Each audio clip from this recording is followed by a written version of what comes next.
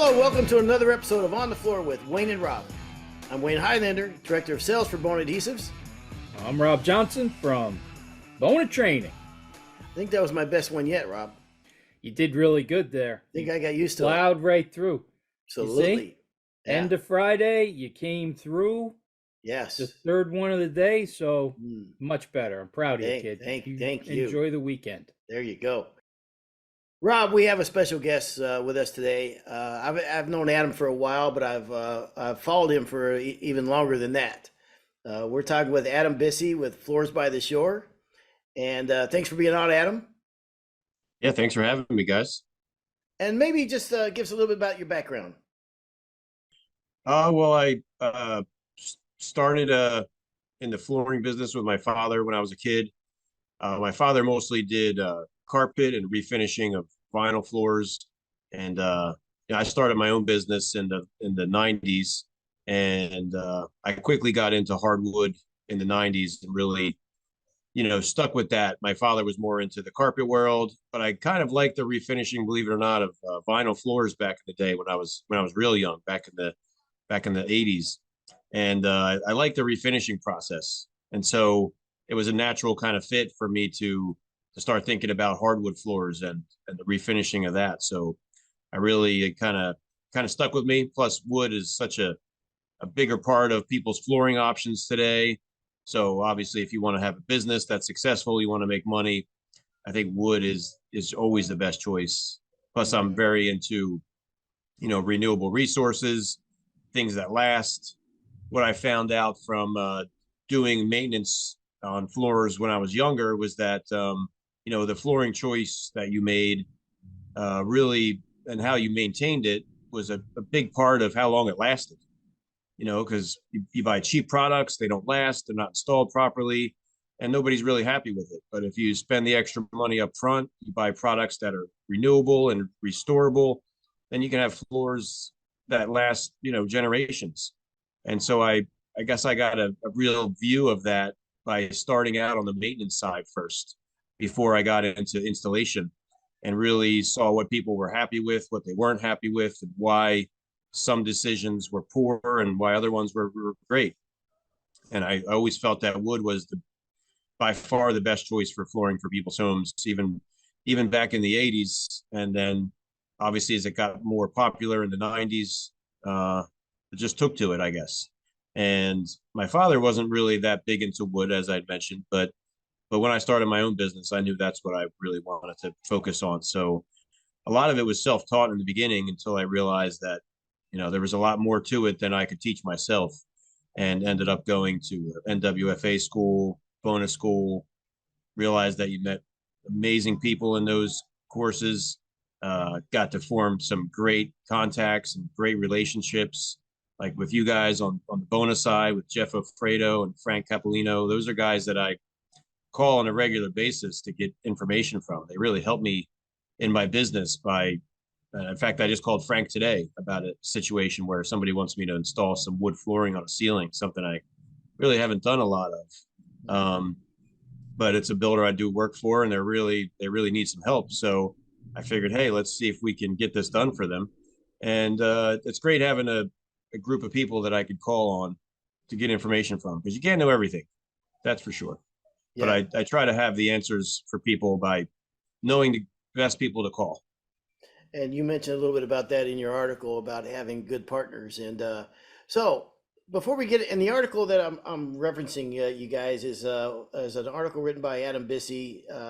It's entitled "What Lies Beneath: How I Prevent Moisture Problems Before the Sale," and it's in Wood Floor Business Magazine.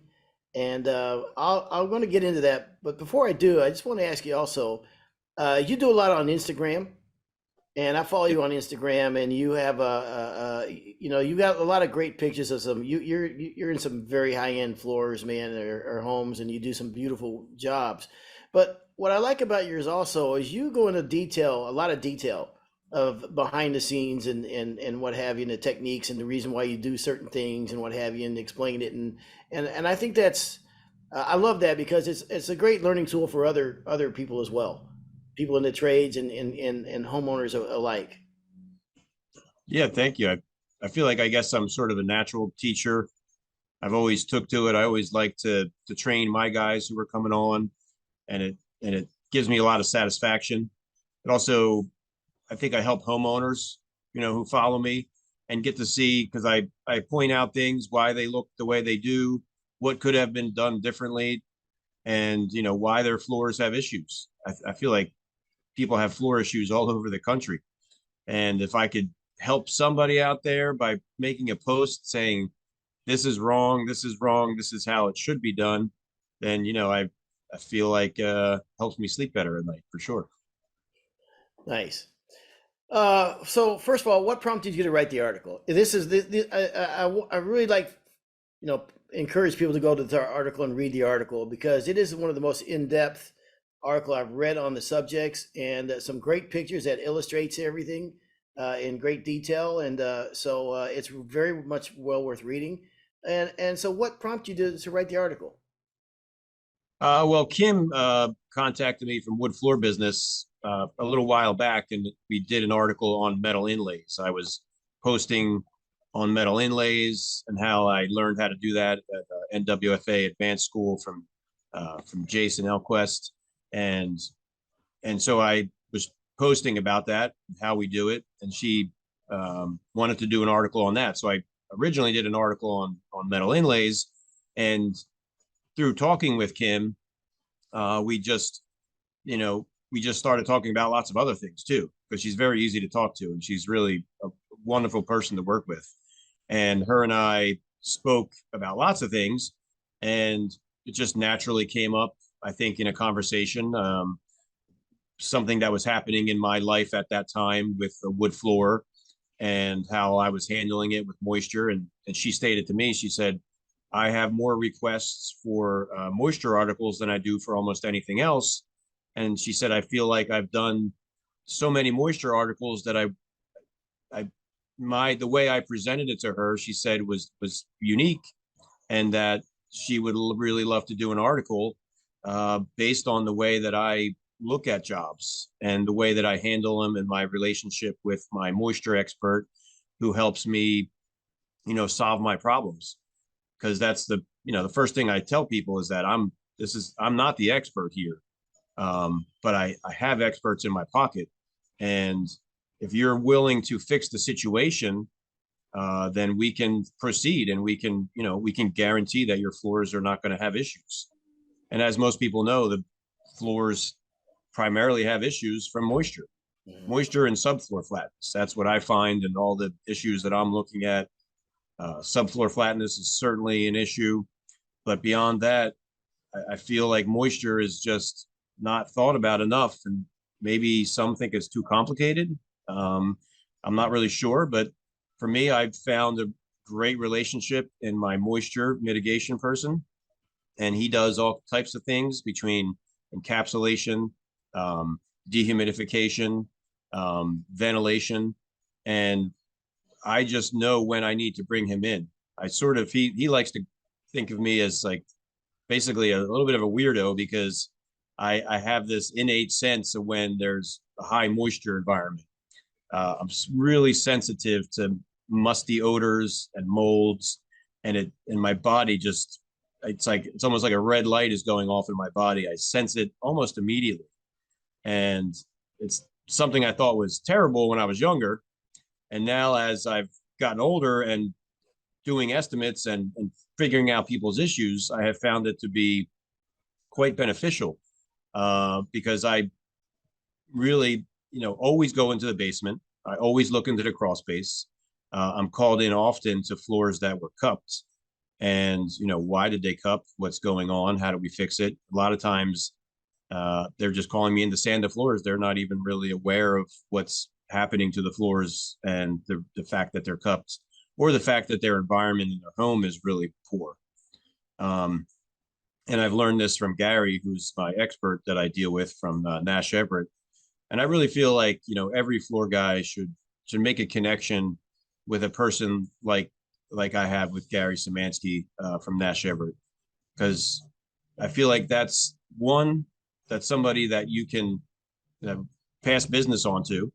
and I really enjoy, passing business on to people that I like and helping them out. So I helped grow his business. I trust him. I trust him with my customers. I trust that he's always going to do the right thing, and ultimately, I think he makes me look better. A lot of times I will call him on the job site. He'll answer. Sometimes he'll even come over and look at the situation while I'm still there. And there's just a lot of unknowns. And we have a lot of building practices around here between basements, crawl spaces, and slabs. So we have like a mixture here in New Jersey. We don't have just slabs or just basements. And crawl spaces are really probably the worst part of what we deal with, because I find that most people don't want to go into their crawl space. It's kind of the no man's land. I have a hatch down there. I've looked in there, but I'm not going in there. Right, right. Some people have dirt, and they think that that's okay to have dirt in their crawl space exposed, and that's where I educate them that just can't be. It needs to be encapsulated, and generally from that point, it needs to be dehumidified. But there are times where he'll dehumidify and ventilate. Stale air is often, a big part of it. And I think that's why my senses go off, because I can sense this stale air, and it really affects me, where I instantly get sick to my stomach. I get a headache almost instantly. And so I always, when I'm looking, especially when I'm looking at new floors, if the floors are flat and I go in to look at a sand job and there's nothing wrong that I can see, I don't always go into the basement and look at things, because generally I'm not installing new floors, so the moisture content of that area is not quite as important for me. But when I'm installing a new floor, I insist on going into whatever area would be under those floors, and checking out what's going on, and making sure that it's fixed before I put a floor in. So I find that if you fix that situation before I get there, before I do my work, then we're not going to have any problems with the floors. One of the things I got from the article that I think a lot of floor guys are guilty of was how you use other trades and how you rely on other trades, moving gas lines, moving toilets, plumbing, things like that. Because I think we all, at one time in our life, said, yeah, I can do this, I can do that, put a toilet back for people. And, sometimes when I read that, I was like, that's definitely the way to go. Use other people. Yeah, and if you're not an expert in that trade, I mean, we have enough to do in our trade, right? That we don't have, we can, let people do what they do for a living. You also, there's a quote that I love what you said here, and I think it says everything, is that water always wins. That's a great quote. But when you first start sanding floors, you first go into business for yourself, or you first start sanding floors, life is pretty simple because you don't know what you don't know. You see a cup floor, you walk in, and you go, oh, I sand floors. I mean, that's what we do. We sand floors and whatever. But it's so much, being a floor contractor and an expert is so much more than that, right? I mean, because like you said, I mean, you go on that floor, it's cupped for a reason. And after you leave, it's going to be flat. But yeah, it could absolutely, you have not fixed the problem. And they may have a reoccurring issue. So how do you people don't, like you say in your article, I mean, people don't mind spending $10,000 on something they're going to see that's beautiful, that they walk on like, oh my gosh, that looks beautiful. But spending $10,000 on a water problem underneath the house that they're never going to see is a little tougher conversation, huh? It definitely is. And it takes people some time, I think, to absorb all the information that we give them, absorb the cost. But I simply explained to them, like, I'm here because your floors look terrible. And I can make them look great temporarily, but if they're going to cup again, we're right back to where we were. And even if you dry the situation out after that point, they may correct themselves to a certain extent. But what I usually find is they're never right again until you sand them. And they have to be dried before they're sanded, because we're all familiar with crowning and sanding a wet floor, and then it dries and then it crowns.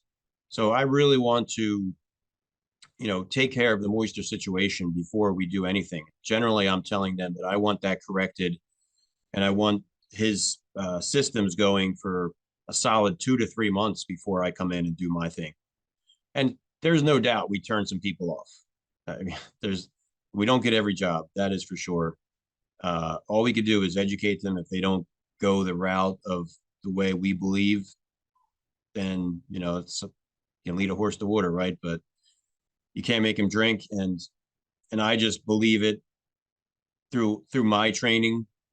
I also have an undergraduate in biology, so I really enjoy the education process throughout, and enjoyed it in college, enjoyed it in the NWFA and through Bona. And just a seeker of knowledge, I guess. So I really enjoy when I meet other people like that. And my friend Gary is certainly like that. So I'm constantly getting an education from him on how things are and why it's doing what it is. And you can see from the article the pictures of his finished product. I mean, it's you could basically live down there on these crawl spaces. I'm sure you've been in plenty of crawl spaces that didn't look so hot. And I think it's just the people don't think about it. And some of the building practices that are standard, like vents that are just open to the outside air. And we have, our microclimate here in Jersey is super, super dry, super moist. It's all over the place, super hot. And it gets pretty cold at times. And I explained to them that, what's happening outside is just happening underneath your home. And if you just have open vents to the outside, then everything under your floors is lumber for the most part. And it's all being affected by the environment outside. So here's my thoughts about that. So, yeah, you're going to lose some jobs, no question, and that's fine. I mean, some of the best jobs are the ones you don't get, right? But also, you can sleep better at night. It helps you on the other side because with the work you're doing, you can feel better about the work you're doing because you're doing it responsibly and what have you, and there's less chances and issues you're going to have down the road. So I think that's where you get it back, and it's good for your business, it's good for your clients. But this guy that you mentioned, Gary, was his name? Yes. So someone living in a different part of the country, in Texas or somewhere else, who do you go to look for this guy? What company? Who do you seek out even for this trade? Who do you look for? I mean, he's an expert in this industry, but how would you seek this guy out? That's a good question. I guess I just got lucky and I met him at a networking event. But generally, they're going to be mold experts, mold remediators, and moisture remediators. A lot of times they would maybe look up like humidex systems, dehumidification, but generally environmental air quality. Okay. That's what if you Googled environmental air quality, I would guarantee you that something would come up in your area that would help you form a relationship with a company like this. And there are several around here. I've dealt with several in the past. You really, just like anything, there's great floor guys and not so great floor guys, and same thing in every trade. I went through a few people before I really settled on Gary and formed my relationship with him. So you have to look like anything else. I take notice when I'm on job sites. I really like to take notice of other trades. I'm a big fan. I'm a big believer in giver's gain, and so I really like to pass business to people that I think are really add value for my customers, and they ultimately make me look good. And I hope that they pass me business the same way, whether they do or not is doesn't really matter, because again, it makes me feel good that I'm helping a customer. And I feel like, there are so many smart people out there, but when it comes to their house, they are really clueless. Like they really just don't know their systems, their heating, their cooling. They really just don't know a lot about building, but they're professional people who have a really good job and very smart at what they do. But when it comes to the building practices and how things are done, they don't know butkus. and I'm really happy to educate them a little bit. And I guess the same reason I like to educate my employees and teach them how to do things, We're starting an apprenticeship program through the NWFA as well. That I think that knowledge is really key to doing everything properly. I get some feedback too on my Instagram. Oh, certifications are bullshit. I'm sorry, I don't know if I should say that. You're fine. And how dare you say that people should be certified to do what we do, and that's not right. It's against our being an American. And I personally have a problem with it. I think electricians and plumbers, they go through licensing and they're forced to take testing to become an electrician and a plumber, but the rest of the trades out there can really just get into the trade any way they want, whether they know what they're doing or not. And that's why there's so much bad out there, I think, because there's no forced training by anybody. It's Yeah. not the way it is in Europe, but it is the way it is here. And I think that's why you get so many calls, Wayne, on, I'm sure you get a lot of calls of what's going on here. Why, Yeah. what's from customers too, probably. I mean, you got Bona sends me a lot of customers who were referred for problems, and going to look at these problems, you're like, wow, just a little education would have gone a long way here. Well, they say knowledge is power, but knowledge isn't really power until it's applied. And I think a lot of guys will even know this, but I think the fear of losing a job because of telling the customer they're going to need to do $8,000 worth of remediation work downstairs or whatever, I think scares a lot of guys off. But I agree with you. I mean, I think it goes miles of your credibility when you explain it to a homeowner. And afterward, they've done like you said, when you look at pictures of that crawl space before you did your work and afterwards, I mean, like you said, it looks like you could eat off that place. You could live down there, and they see the value, and you get a happy customer with no complaints down the road. They're going to refer that guy to another job. So. Who does the encapsulation? Is it your crew or do you use Gary's crew? Gary does all of that work. Anything in the crawl space, my guys pretty much stay out of the crawl space. we look, see things that are issues, and then just refer Gary immediately and bring him in. I mean, he's usually wearing a Tyvek suit and a respirator. There's some really bad situations that I've pulled him into. We had a restaurant recently that had a drain in the floor that was going just into the crawl space. They had a pipe from the bathroom that was just leaking sewage into the crawl space. Sometimes around here we have tidal water coming into. So there's so many variables that I feel like unless you're an expert, you can't answer properly. And it's taken me my whole life to learn everything about wood floors. I feel like I can't fit any more information about all that. So I need to call Gary and make sure that it's being treated properly. And, sometimes I miss things and we're already into a job. Definitely not perfect. And then we find things as we're removing things. We find mold sometimes. I mean, what floor guy hasn't ripped up floors and found some rot or mold that was present and saw something that was leaking that you weren't aware of, and it is mold, and you should at that point run an air scrubber. You should set up additional containment, and you should know how to treat that situation, because if you don't, then you're getting mold spores throughout somebody's home. And if they have young kids, that's just not a good idea. You have to be worried about people's air quality. And I guess because I'm so sensitive to air quality that I'm probably more aware than most. And also I have kids, so I'm more aware of maybe someone who doesn't have kids. Maybe I don't know, but to me it's a big concern, people's air quality, between using dustless systems and setting up containment. And then if we find something that is off, that is taken care of by a professional, just as I said with plumbers and electricians, those people have their knowledge for a reason, and you need to call them in when you need them. I also have a structural guy that, I talked about lolly columns and things in here, and,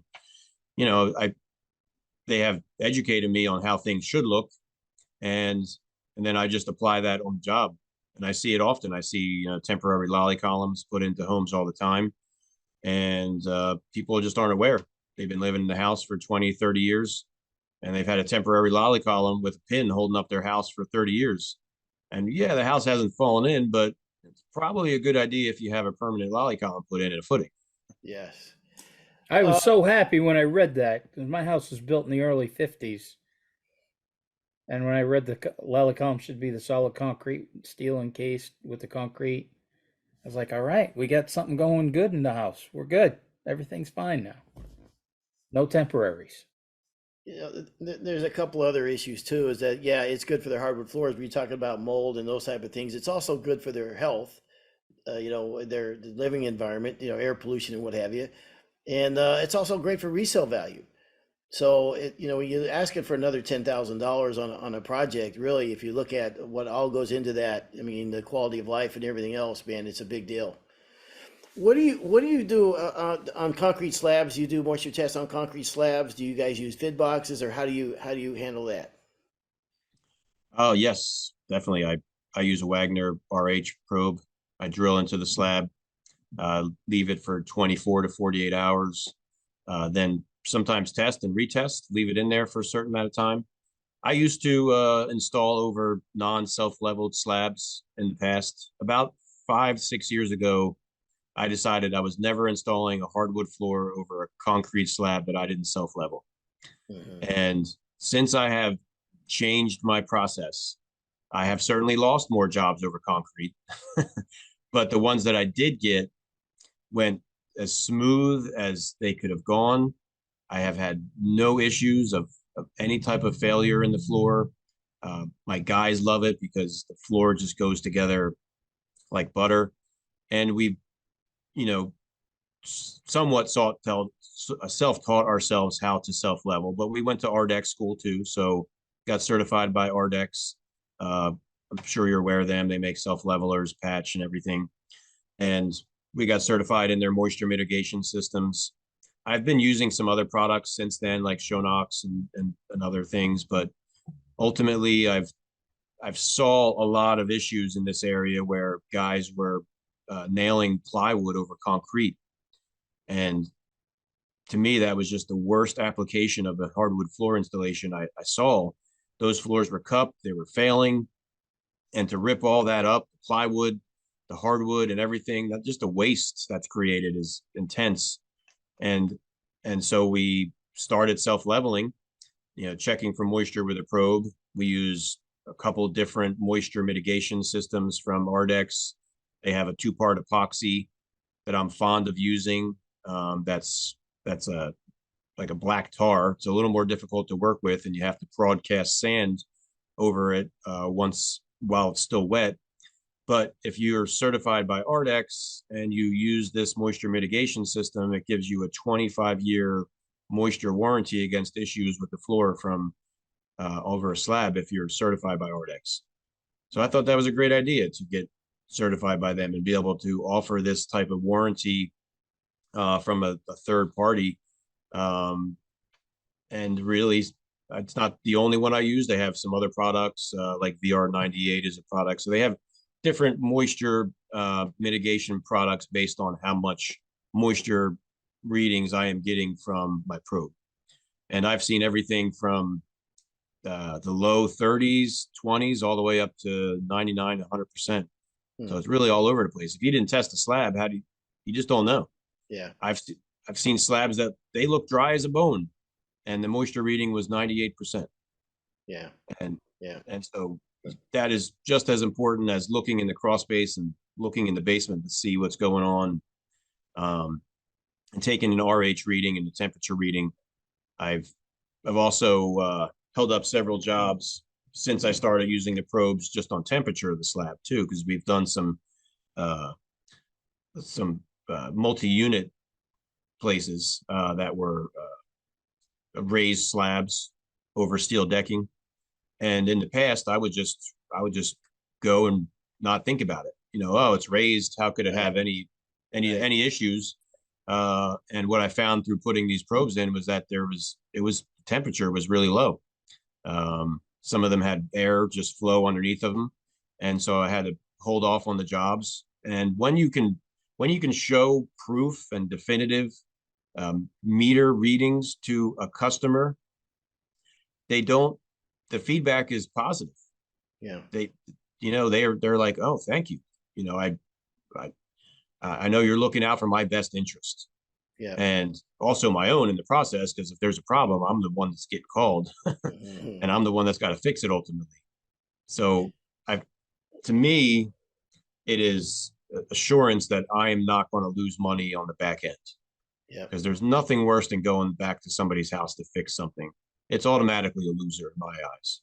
If I have to go back because we didn't do something properly, we didn't check for moisture, and we're going to have now a potential rip up, or maybe a resand, whatever it might be. That's a loser every day of the week. Yeah.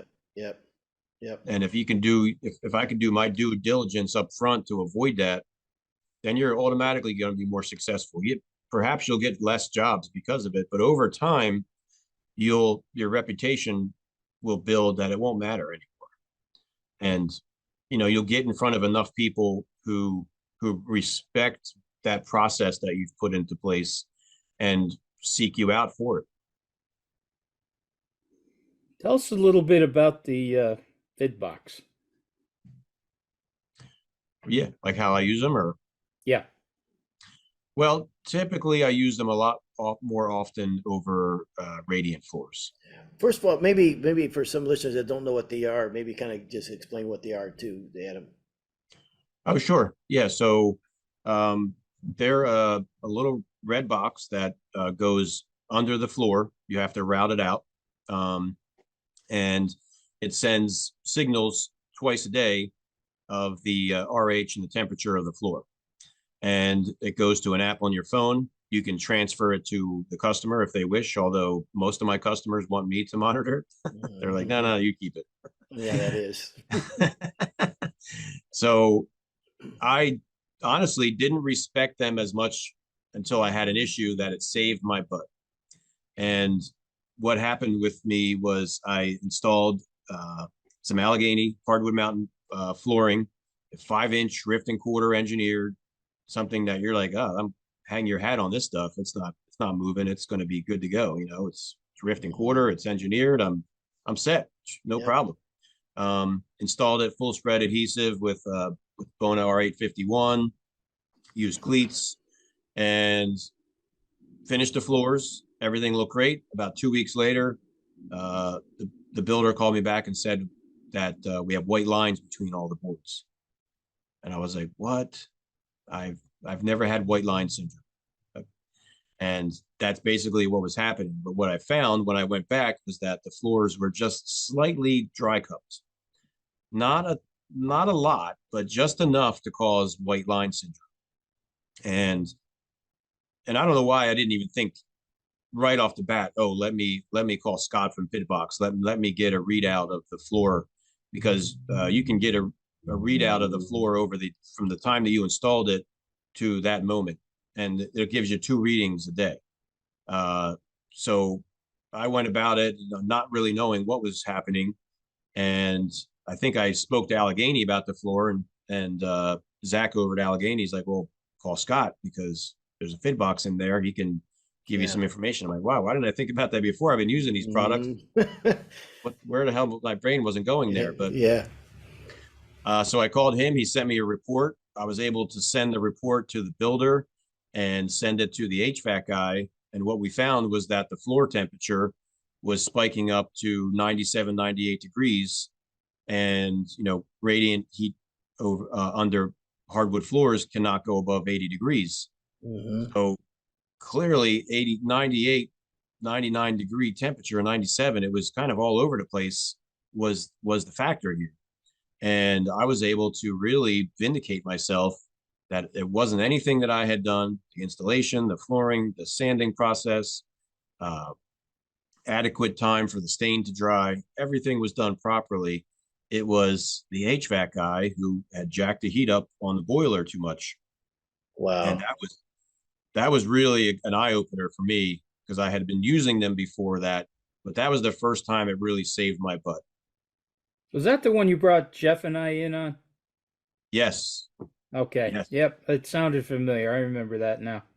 Yeah, I talked because I called you guys about it first. I'm like, oh, this is what's going Yeah. on here. Yeah. I remember talking to you about this. Right. What a great story. What a And sigh of relief when he called yes. me back and said, "Hey, guess what?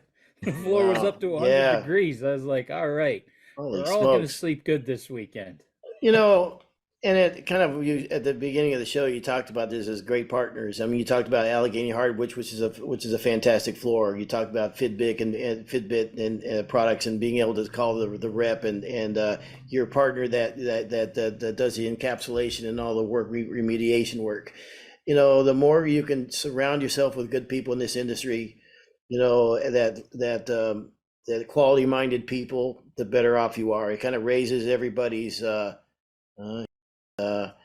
everybody's Yeah, those boats all raising boats. with the high tides. Yes, Yeah, yes, that yeah. stuff. Except Yes, where Adam lives, it's going to flood your basement. So we don't yeah, want to talk yeah, about high yeah. tides. Yeah. So no, but partnerships are important, and that's why I know you went to the NWFA. That's why I think being around good people and you know going those certificates you talked about. You know what? That's just power because it's knowledge. And when you go in for estimates, you know what you're talking about. You feel like there's a science behind what you're talking about. It's just not Adam against the world. You don't say these things because it's a hunch. You know what I mean? These are things that are science and so when you apply all this and you're not just, you know, a guy with a sander in the truck, there's a whole you're an expert in your field. And it's a great feeling. You know what I mean? And it shows how serious you take this craft. And you see that by your Instagram. You don't do this is a passion for you. You know what I mean? It's very obvious to see that you're good at what you do and you enjoy it and it's cool, man. It's kind of neat watching your success. Yeah. Yeah, I don't know if I'm going to win Wood Floor of the Year anytime soon with it, Hey, listen, but no, Oh, that's you hear the wait? what, You hear it? I can Rob? hear the music now. Yeah, There it is. Yeah. there's the music. Yeah, Yeah. There it is. yeah. Yeah. Wood Yeah. floor of the year. The No, trumpet. listen, Oh, you gotta love it. I follow your floors, man, and your floors are stunning, man. Really, just gosh, even the little details about your work. I mean, even upstairs on this goes back a while back when you had when you ripped off like a 16th of inch off every board, so when you got up against the bullnose or whatever, that there was no rip there. You know, the little yeah. things. See, I pay attention, Adam. Thank you, Wayne. All the little things, man, it makes such a big difference that takes a little bit extra time, a little bit extra care and craftsmanship, but it elevates the industry and your business and I think quality of life too. I just look at everything from 30,000 feet. Right. You should. Yeah, that's the Wayne and Rough. Yeah. Hey, let me ask you. I want to get back to the fid box a little bit. What did the fid box cost you, Uh, roughly? Just I think they're about ballpark. $250. $250. And how much was that job worth, if you don't mind? Well, a resand of that job it was about 5,000 square feet to resand. Mm, Just to resand. Yeah, wow. the whole house was radiant, so it's 5,000 square feet. Figure, Yeah, but it could have also been a rip out. could have been. You're right. Five So thousand. So If Rob was to sand that over, that would be like $6,000. Uh, I'm sorry, Rob. You know it was there. oh, I know you had to get one in. Yeah. I'm sorry, Rob. Well, the reason that I hit on this is because there's some technology out there that is just saving guys big time. And I didn't even know about this FitBox.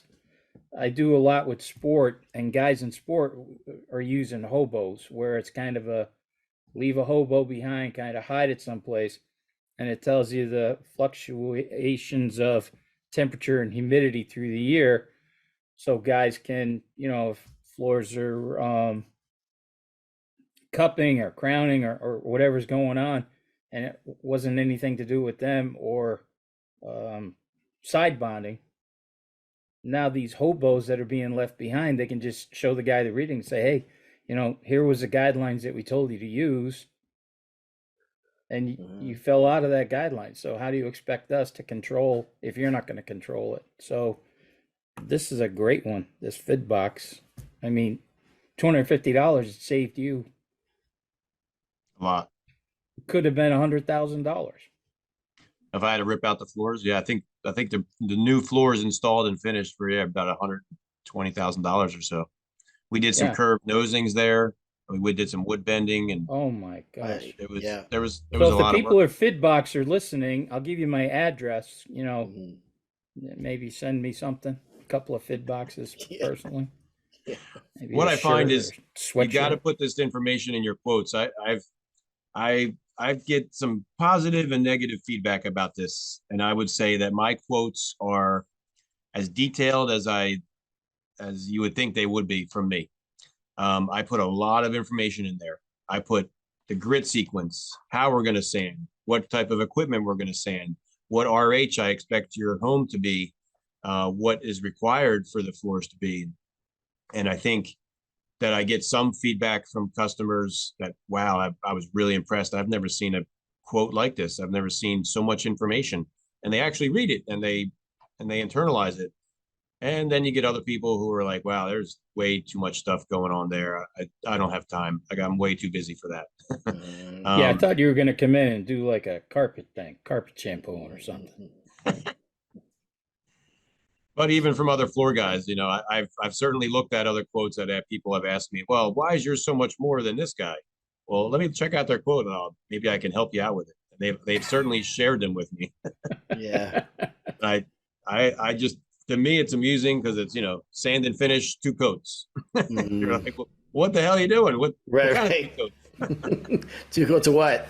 Yeah. Yeah, None of your and none of your business. yeah, they think that homeowners are stupid and that they shouldn't be educated. I just think the total opposite. I think the homeowner should be educated on all the options out there. Let them decide, Yep. and that's what I like to do. I like to say, well, this is one option. This is what you can expect from this option, and here's your others and what you can expect. Mhm. Sounds like your quotes read like an inspector's report, kind of. Probably, yeah, I wouldn't doubt it. I'm not an inspector, but I wouldn't doubt So, well, I got you also on here. One last thing is acclimation. Talking about acclimating the floors and what have you, and you're doing that. You're bringing the wood in and acclimating the floors, and that's part of the process too. Maybe we can talk a little bit about that. it. Sure, unlike our acclimation process and how we do it. Yeah. Hmm.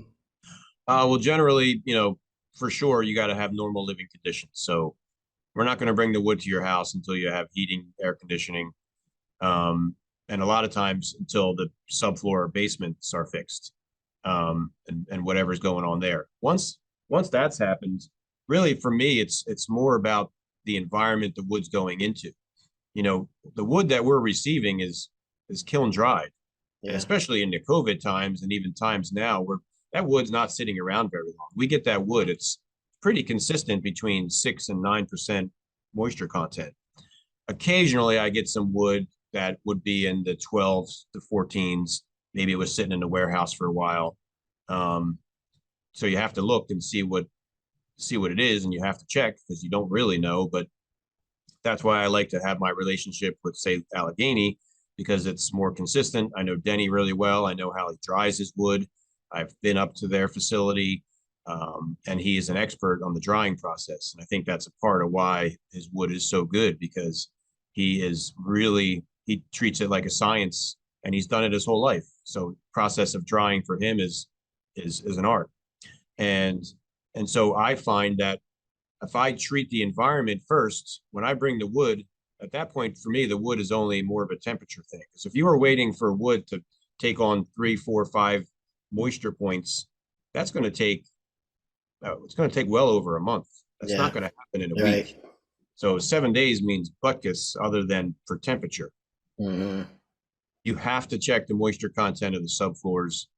I find them to be usually more consistent in a lived-in home. Uh, Definitely less consistent in new construction where the subfloors have gotten wet. So you have to get the heating and cooling systems up and running, and they're generally what is drying out the subfloors. I have a builder around here that I really appreciate because he brings in a beat up furnace, and he sticks that beat up furnace in the middle of the living room very early on. where a lot of times some of the feedback I've gotten from builders is, well, we don't want to turn the furnace on because Right. the furnace is going to get destroyed from dust and sheetrock dust and Pretty every dust. smart. And this guy just has an old beat up furnace. They happen to do HVAC, plumbing, electrical, and building. It's kind of a rare breed that they do all of them in house.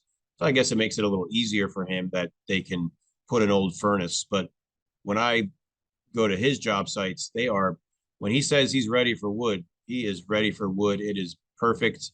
The moisture content of the subfloors are 6 to 8. The wood's coming in 6 to 8. I mean, they're right on par, and I don't have any issues.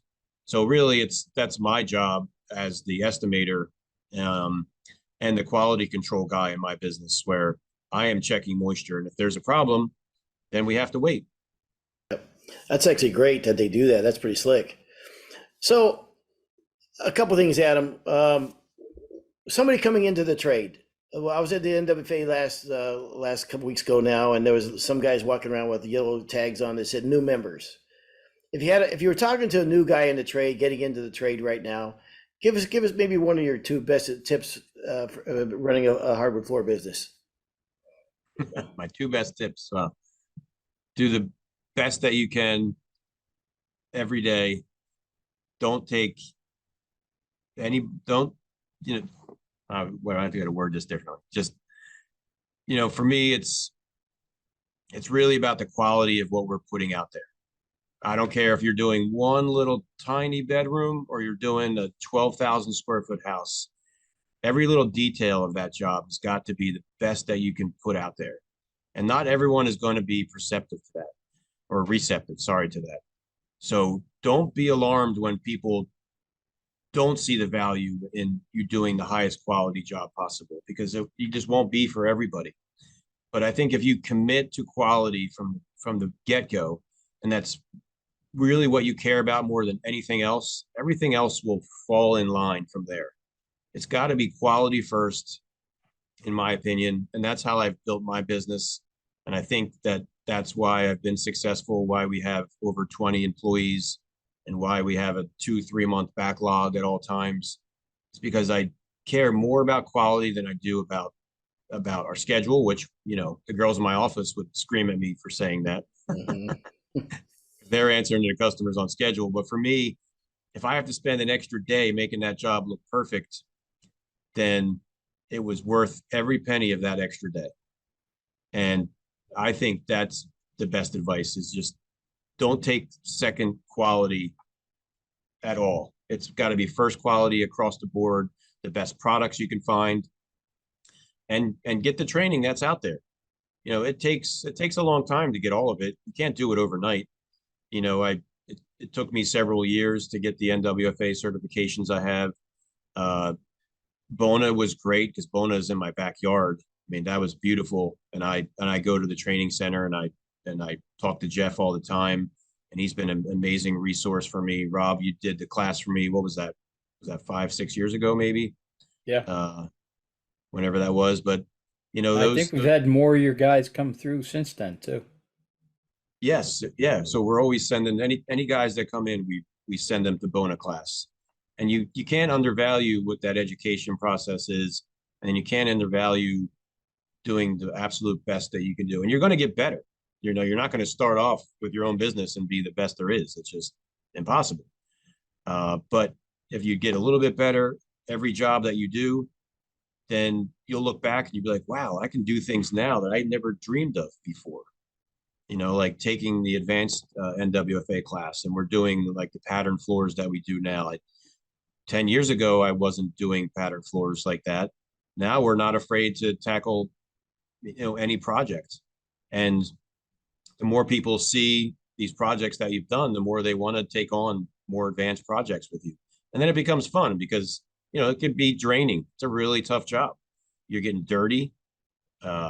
You're getting abused sometimes, a lot of times. It is a really tough trade to be in. I think all trades are tough, but I think flooring is particularly tough. And we have to deal with coatings, and I think people who have never coated anything in their life have no idea what we have to deal with as coaters. The environment, temperature, the air, why did something go wrong? Sometimes you're like, you're shaking your head. I don't know. It should have went perfect. I did everything the way I did Yeah. it last time. Yeah, exactly right.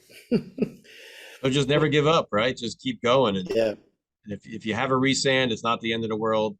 You'll have less as time goes on. And, really training with having a great mentor. I think you can't understate that either. And Yeah. not training with them for 1 year, but training with them for several years if you can. Well, I mean, your name has become synonymous with quality now, and it's an honor to have you on. Like I said, I've followed you and known you well before I got a chance to meet you. So I really appreciate you taking the time to come on with us. And so thank you a lot for that, Adam. Well, I really appreciate you guys having me on. This was a lot of fun. Yeah. I listened to the last podcast. That was a lot. That was that was really fun. Appreciate your shout out there too, Yeah. and then thank you for dinner in Milwaukee. Very welcome. Yeah, and has enjoyed the company. Is there anything else you want to touch on before we go? Anything we didn't hit? Maybe we should have asked you. I think we covered the article pretty well. And is that the only place it's at? It's Wood Floor Business Magazine. I would say the only place it is at the moment would be Wood Floor Business. Okay. Either the magazine or online for them. Okay. And check out my Instagram. I really like the interaction I get from other floor guys.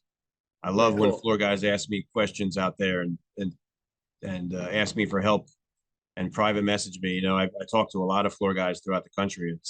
To me, that's a lot of fun. And if I can help anybody, it makes my day. Very cool. Awesome, Adam. Appreciate it, man, very much. Yeah, thanks, Wayne. Thanks, Rob. Yep. You're Thank welcome. Thanks for coming on. Yes, sir. And this has been another episode of On the Floor with Wayne and Rob. Please stay tuned for another episode.